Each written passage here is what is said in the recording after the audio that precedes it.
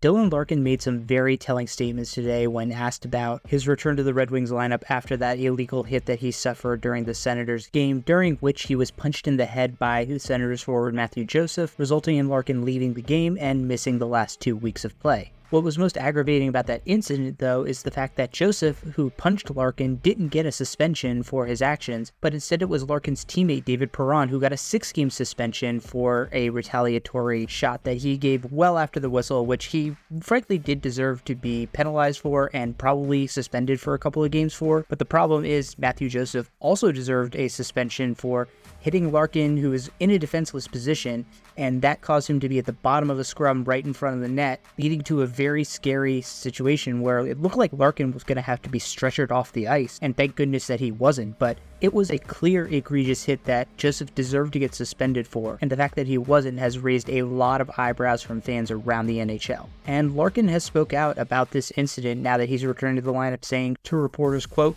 "I've talked to a lot of guys on our team, guys in the league, and it's hard to feel safe out there. It's hard to protect yourself." And Larkin adds that from his perspective, he was just trying to make a hockey play, playing the puck in a scrum in front of the net, and he just gets clocked on the blind side by Mathieu Joseph. And for there to be no supplemental discipline on that is pretty ridiculous, and as he points out, this is not an isolated incident. Last week, Ryan Strome gets involved with a knee-on-knee collision with Kyle Connor that's going to knock him out for 6 to 8 weeks.